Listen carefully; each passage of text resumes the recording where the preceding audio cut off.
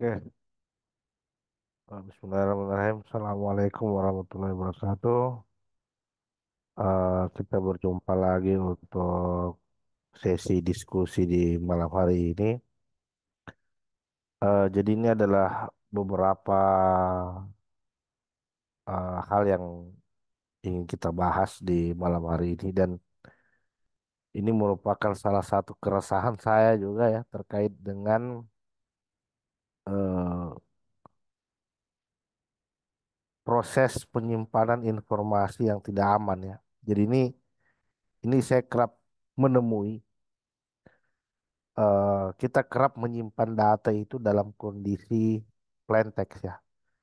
Jadi ketika kita insert data ke dalam database, entah itu aplikasi yang berbasis web atau berbasis mobile, kita kerap menyimpannya itu dalam kondisi yang tidak terenkripsi. Nah, kita menyimpannya dalam bentuk plain text dan bukan bentuk hypertext gitu. Sehingga tentu saja ini sangat rawan. Ini sangat rawan, ini sangat fatal. Kenapa? Karena ketika database kita ini sampai leak ya, sampai terjadi yang kita sebut sebagai data breach dan lain sebagainya. Tentu saja ini sangat menguntungkan pihak peretas ya, pihak hacker gitu ya. Kenapa? Karena dengan begitu mereka bisa langsung menjual data tadi eh, karena kondisinya yang tidak terenkripsi. Jadi tidak butuh effort ya, tidak butuh effort tambahan. Seorang hacker tinggal mencari cara untuk mengakses ke database. Nah, ketika dia udah punya akses dan bisa melihat isi databasenya, maka pada saat itu juga dia sudah bisa langsung menjual databasenya gitu. Kenapa? Karena kita melihat datanya itu dalam kondisi yang tidak terenkrip. Ah, jadi bayangkan, jadi hampir sebagian besar aplikasi itu menyimpan data dalam kondisi yang tidak terenkripsi, ya, dalam kondisi berbentuk plain text. Jadi kalau kita mengacu pada standarisasi yang ada, tentu saja kita perlu mempertimbangkan terkait bagaimana mekanisme penyimpanan data yang aman. Ada atribut-atribut atau kolom-kolom tertentu itu yang memang harus dienkripsi. Dan proses enkripsinya juga tentu dengan menggunakan mekanisme enkripsi yang secure ya, advanced encryption ya. Jadi bukan yang standarisasi, yang bukan bukan yang default, bukan yang standar gitu. Karena itu tentu saja memiliki potensi kemungkinan untuk bisa dibongkar gitu, bisa di cracking.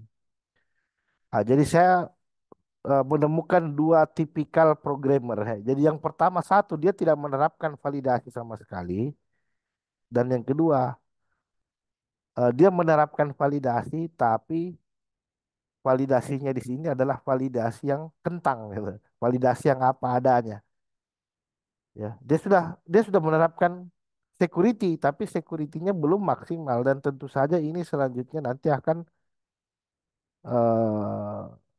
akan memiliki potensi juga untuk bisa ditembus oleh seorang hacker tentunya ya. Nah, jadi saya bisa mendemonstrasikan. eh jadi di sini saya punya eh terminal. Jadi saya menggunakan Kali Linux ya. Jadi kalau saya coba ilustrasikan seperti ini. Ah, kita kadang menyimpan data ke dalam suatu database dengan cara seperti ini ya. Ah, jadi misalkan kalau saya punya suatu password ya, misalkan di sini saya pakai apa ya, password 12345 misalkan.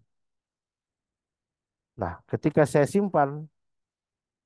ketika saya hash ya dengan menggunakan MD5, maka kita dapatkan suatu karakter dengan panjang tertentu ya, sesuai dengan jumlah karakter yang dihasilkan daripada setiap metode hash gitu ya. Ah, nah ini kita sudah menerapkan security, tapi tentu saja security-nya masih standar.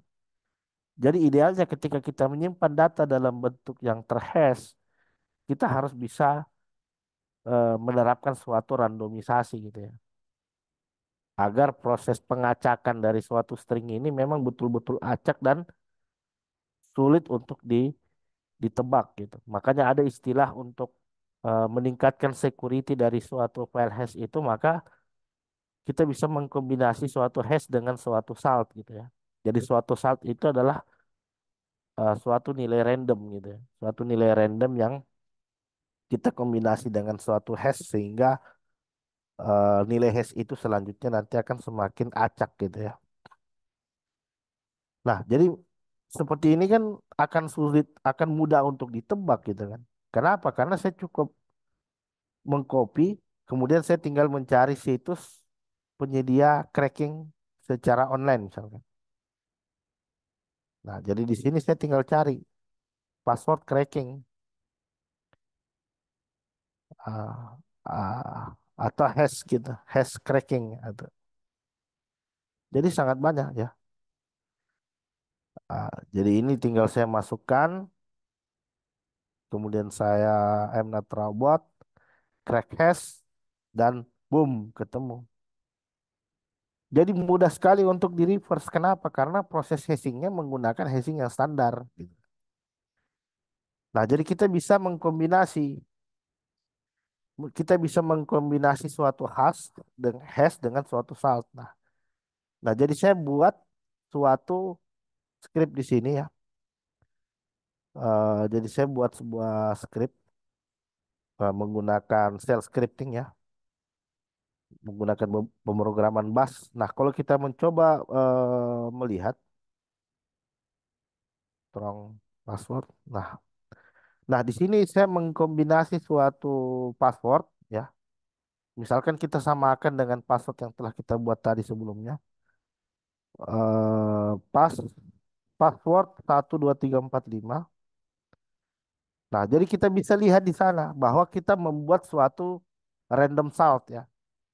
Kita buat suatu random salt, terus kita definisikan passwordnya. Nah, random salt ini selanjutnya nanti akan digabungkan ya. Jadi kita gabungkan salt tadi dengan password yang kita sudah definisikan. Nah, di sini baru kita tentukan, eh, misalkan kita pakai MD5 sum ya. Nah, di sini baru kita definisikan metode hashnya. Nah, nah, jadi sekarang kita coba lihat seperti apa output yang dihasilkan jika kita menggunakan hash saja tanpa salt dan hash yang hash yang dikombinasi dengan salt. Nah, jadi sekarang saya bisa jalankan strong pass SH. Nah, sekarang bisa dilihat di sini ya. Sekarang bisa dilihat di sini panjang karakternya semakin ya. Jadi panjang dari karakternya semakin panjang ya stringnya ya. Stringnya lebih panjang dari sebelumnya dan kita bisa lihat di sana bahwa password ini sudah dikombinasi dengan suatu salt ya. Jadi seperti ini yang selanjutnya kita simpan ke dalam database. Suatu value yang sudah dihash yang sudah dikombinasi dengan salt. Sehingga ketika datanya bocor, maka dia nanti akan kesulitan untuk mereverse, untuk mengembalikan bentuk asalnya.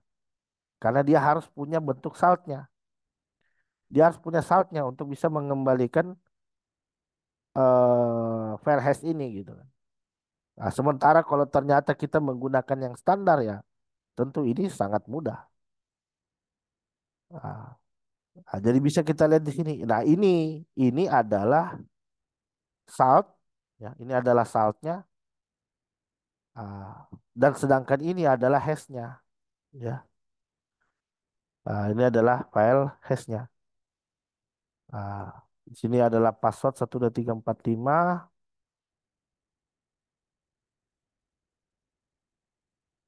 ya, ya. Ah, jadi hasilnya akan betul-betul acak gitu kan. Hasilnya nanti akan betul-betul acak gitu. Nah, jadi itu saja ya untuk pemaparan materi kita di malam hari ini.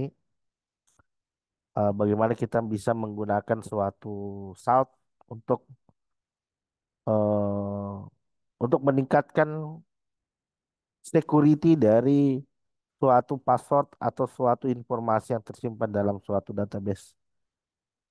Oke, terima kasih banyak telah menyaksikan. Terima kasih. Assalamualaikum.